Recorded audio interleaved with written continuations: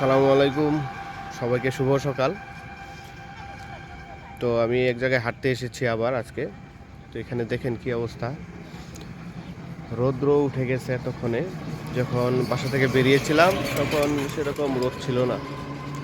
এখন আস্তে আস্তে রৌদ্রোজ্জ্বল দিন ভেসে উঠেছে, মনে হচ্ছে চারিদিকে সোনালি ফসলের ক্ষেত। আমার পিছনে ক্ষেত আছে, দেখেন এখানে রোদের আলোতে ধানগুলো চিকচিক করতেছে।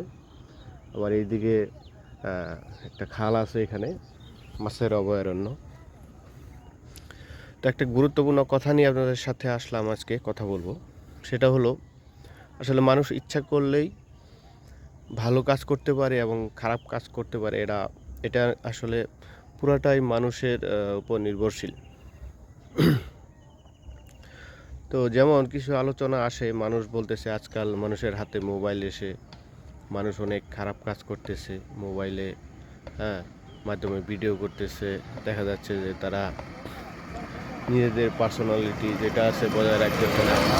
নিজের ফ্যামিলি, ঘরের বেডরুম বা এমনকি তার নিজের ওয়াইফের ভিডিও পর্যন্ত মানুষ এরকম ফেসবুক বা ইউটিউবে আপ করতেছে।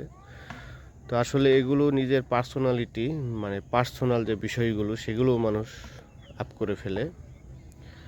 তো এটা নৈতিকতার অপক্ষ। এটা আসলে মোবাইলের বা ইন্টারনেটের দোষ না, যার নিজস্ব দোষ। এমনও অনেক লোক আছে, যেমন আগে যখন নেট ছিল না, এরকম ইউটিউব বা ফেসবুকে অত প্রচার ছিল না, কম ছিল, তখনও যারা নিজস্ব পার্সোনালিটি মানুষকে শেয়ার করতো, এটা কীভাবে জানেন? হয়তো তারা বন্ধু বান্ধব একত্রিত হয়ে তারা কথা বলতেছে, অমুকের বাড়ি এরকম, বা আমাদের বা তার বাসায় দাওয়াত করে যায়, তার বেডরুম, হয়তো সে বিবাহিত, তার বেডরুমে নিয়ে বসাইছে। তো সে দেখলো না তার বেডরুমটা কেমন, তার স্ত্রী হয়তো পর্দা নাই, দেখলো তার স্ত্রীটা কেমন। তো এরকমভাবে আগে শেয়ার কিন্তু এখন ফেসবুক, ইউটিউবে বেশি শেয়ার হচ্ছে, বিষয়টা একই। তো আমরা এইভাবেই নিজের পার্সোনালিটিগুলো এই ফেসবুক, ইউটিউবে শেয়ার করতেছি। এটা এক ধরনের খারাপ কাজ, মন্দ কাজ, এটা ঠিক না। অনেকেরই দেখি আমরা তো মুসলমানরা, অন্য ধর্মাবলম্বী তারা কি করতেছে ওটা আমরা তো আর জানি না, ওটা তাদের বিষয়, তাদের ধর্মে কি লেখা আছে। কিন্তু আমাদের ধর্মে আছে যে মহিলাদেরকে কি করতে হবে, পর্দায় রাখতে হবে। এবং প্রত্যেকটা পুরুষকেও তার নিজের পর্দা আছে, পুরুষেরও পর্দা আছে, লজ্জাস্থান আছে, সব কিছুই হেফাজত করতে হবে। পুরুষের দৃষ্টি অবনত রাখতে হবে, নফসের হেফাজত করতে হবে। তো সেরকম মহিলাদেরকে আরও বেশি করতে হবে। তো আমরা বিভিন্ন ওয়াজ মাহফিল, হুজুরদের কাছে তো শুনি যে একটা মহিলা বা একটা মেয়ে মানুষকে কতটুকু পর্দায় থাকতে হবে, এবং তারা আসলে তারা হলো কেমন। হুজুর উদাহরণ দেয়, অলংকার। আপনার ঘরে যদি অলংকার থাকে, সেটা কিন্তু আপনি একটা বাক্সে ভরে রাখবেন এবং সিন্দুকের ভিতরে তালা দিয়ে যত্ন করে রাখবেন। তো মহিলা মানুষগুলো সেরকমই, কিন্তু আমরা কি তা করতেছি না? এটা হলো নৈতিকতার অবক্ষয়।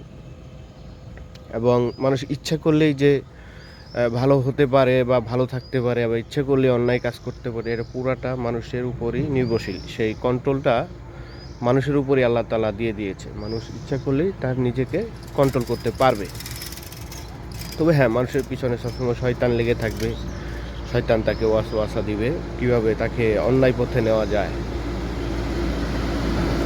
তো আমরা এই যে ফেসবুক, ইউটিউব ইউজ করি, আমাদের বেশি বেশি গান বাজনা শেয়ার না করে আমাদের ধর্মীয় আলোচনা করতে পারি।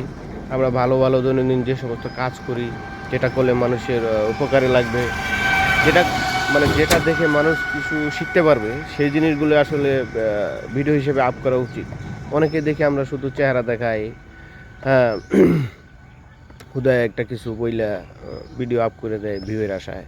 ঠিক আছে, ভিউ দরকার আছে, কিন্তু মাঝে মাঝে তো কিছু উপকারী দিক যেগুলো মানুষের কাজে লাগবে, যেমন হেলথ টিপস আছে, স্বাস্থ্যগত কিছু কথা আছে, আপনি যেটা জানেন সেটা আমি জানি না, হয়তো শেয়ার করলাম। এটা অনেকেই সার্চ করে, যেমন আমি নিজেও, বা আপনারাও অনেক সময় আপনার যেটা প্রয়োজন সার্চ করেন যে এই বিষয়ে কিছু আছে কি না। তো হয়তো সেরকম সারা বাংলাদেশে বা সারা পৃথিবীতে আপনার আমার মতো কেউ না কেউ হয়তো ওই বিষয়টার উপর টিপস বা কোনো কিছু তথ্য দিয়ে রাখছে। হয়তো আমি সার্চ করে পেলাম, দেখলাম, উপকার হলো। ঠিক তেমনি আমিও আমার একটা তথ্য যেটা আমি জানি, মনে হচ্ছে যে অনেকেই সেটা জানে না বা জানে বা ভালো করে জানে না, এই বিষয়গুলো আপ করে রাখলাম। তখন অন্য কেউ দেখে উপকৃত হবে। আসলে পৃথিবীতে আসলে নতুন কিছু নাই, সব কিছুই পুনরাবৃত্তি হয়। ফ্যাশন থেকে শুরু করে তথ্য, এগুলা দু একটা তথ্য নতুন বের হয়। হয়তো ফ্যাশনটা যেটা আগে ছিল সেটা একটু এদিক সেদিক হয়েছে, তথ্যগুলো সেরকম ছিল, হয়তো আপগ্রেড হয়েছে। তো সেগুলো আবার আমরা এভাবে তথ্যপাত্রগুলো আমরা নিজেরাই এই ইন্টারনেটে কালেক্ট করে রাখি, মানে আপ করে রাখি। ইন্টারনেট কিন্তু নিজে নিজে কোনো কিছুই তৈরি করতে পারে না। এটা আপনাদের বুঝতে হবে, অনেকে আমরা বুঝি না। দেখেন আসলে তথ্যগুলো কিভাবে আমরা পাচ্ছি, আমরাই তথ্যগুলো তৈরি করতেছি, ইন্টারনেটে আপ দিচ্ছি। ঠিক বইয়ের মতোই, আমরা যেমন অনেক বই, অনেক লেখকই লিখেছে, তাদের তথ্যগুলো বইয়ে লিখেছে। আমরা কি করি, ওই বিষয়টা যখন খুঁজি ওই বইটা নিয়ে পড়ি, যে এই বইটার কভারে লেখা আছে যে পদার্থ বিজ্ঞান সম্পর্কে লেখা আছে, তো আমরা ওইটা পড়ে দেখি যে এখানে কি আছে। ঠিক তেমনি আমরা যারা যেটাই জানি বা মানে যেমন ইন্টারনেটে অনেক বিজ্ঞানী আছে, ডাক্তার আছে, তারা তাদের তথ্যগুলো, গবেষক আছে, তথ্যগুলো ইন্টারনেটে আপ করে রাখতেছে। তো আমরা সার্চ করে সেগুলোই কিন্তু দেখি। তাহলে কি হচ্ছে, যে ইন্টারনেট নিজে নিজে কোনো কিছু তৈরি করতে পারে না, সব কিছুই মানুষেরই তৈরি। শুধু এটা আমাদের মধ্যে সংযোগ স্থল হিসেবে ইন্টারনেটটা কাজ করতেছে, বিষয়টা এরকম। তো যাই হোক, আমরা সবাই বেশি বেশি তথ্যপাত্রগুলো শেয়ার করার চেষ্টা করব। গান বাজনা না, গান বাজনা একদমই না, কারণ গান বাজনা তো যেটা হারাম বলেছে ইসলামে। তো শয়তান তবু আমাদেরকে নিয়ে যায় সেই দিকেই। দেখা যায় যে যত ভিডিওই আমি করি না কেন বা নিজেও বানাই, দেখা যায় যে হুট করে ওই মিউজিক শেয়ার দিয়ে দিয়েছি, মিউজিক সাথে অ্যাড করে দিয়েছি। আসলে এটা হয়েছে কি, মানে আমাদের শুরু থেকেই তো আমরা অভ্যস্ত হয়ে আসছি, যে একটা অ্যাড দেখলে, টিভিতে ঢুকলেই দেখা যায় মিউজিক, গান শুনি, মানে অত সচেতন আমরা ছিলাম না। তবে এখন ইন্টারনেট দুনিয়ায়, ইউটিউবের ছড়াছড়িতে আমরা আমাদের ধর্মীয় জ্ঞানগুলো বেশি পাচ্ছি। সেজন্য মনের মধ্যে যখন বেশিরভাগ এবং শোনার চেষ্টা করি যে ধর্মীয় লেকচারগুলো, যেটা মনের মধ্যে সবসময় একটা প্রশ্ন বা একটা অপরাধবোধ কাজ করে যে আমরা এরকম মিউজিক শুনতেছি, যেটা হারাম। সেজন্য আস্তে আস্তে মিউজিক থেকে যতটা পারা যায় আমরা যেন দূরে সরে যাই, আর তথ্যগুলো বেশি বেশি শেয়ার করব, যাতে আরেকজনের উপকার হয় এবং এর মাধ্যমে আমরা ইসলামের দাওয়াতও দিতে পারি। তাতে আমাদের দাওয়াতের কাজও হয়ে গেল, সওয়াবেরও অংশীদার হইলাম, পাশাপাশি আর কি সবার উপকার হলো।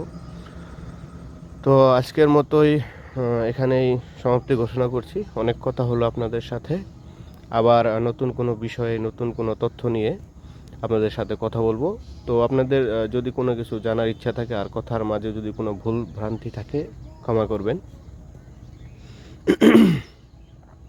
তো আজকের মতো এখানেই, আল্লাহ হাফেজ, শুভ সকাল সবাইকে।